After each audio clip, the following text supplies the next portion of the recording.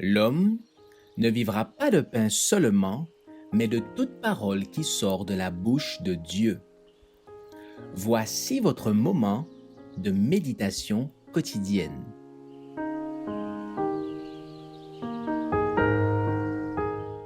Vous recevrez une puissance. Une fois agissante le 6 juillet. Et que dirais-je encore?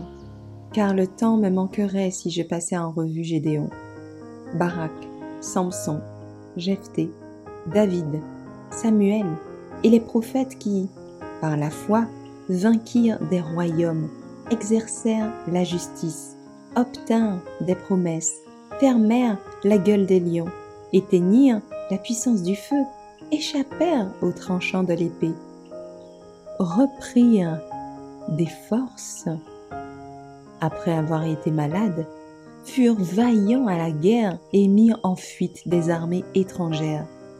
Hébreux 11, versets 32 à 34. La foi, c'est la confiance en Dieu. C'est croire qu'il nous aime et qu'il sait ce qui est bien pour nous. Ainsi, la foi nous conduit à choisir son chemin plutôt que le nôtre. À la place de notre ignorance, elle accepte sa sagesse. À la place de notre faiblesse, elle accepte sa force. À la place de notre péché, elle accepte sa justice. Notre vie elle-même est déjà sienne. La foi reconnaît son autorité et accepte sa bénédiction. La vérité, la droiture et la pureté se révèlent être le secret du succès dans l'existence. C'est la foi qui nous met en possession de ces vertus. Toute impulsion et toute aspiration valable est un don de Dieu.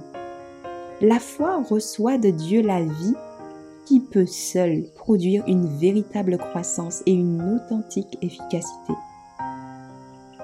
Il convient de préciser la manière dont s'exerce la foi. À chaque promesse de Dieu correspond des conditions. Si nous voulons accomplir sa volonté, sa force devient nôtre. Quel que soit le don qu'il promette, sa puissance accompagne la promesse elle-même. La semence, c'est la parole de Dieu. Luc 8, verset 11. Aussi sûrement que le chêne est enfermé dans le gland, aussi sûrement le don de Dieu est enfermé à l'intérieur même de sa promesse. Si nous recevons la promesse, nous possédons le don. La foi qui nous rend capables de recevoir les dons de Dieu est elle-même un don. Une certaine mesure de foi est offerte à chaque être humain. Elle se développe si elle s'exerce en s'appropriant la parole de Dieu. Pour faire croître notre foi, nous sommes invités à la mettre le plus souvent possible en contact avec la parole. En étudiant la Bible, le chercheur sera amené à découvrir la puissance de la parole de Dieu dans l'œuvre de la création. Car il dit, et la chose arrive, il ordonne et elle existe. Psaume 33, verset 9. Il appelle à l'existence ce qui n'est pas. Romains 4, verset 17. Car lorsqu'il les appelle, elles existent. Merci d'avoir écouté cette présentation.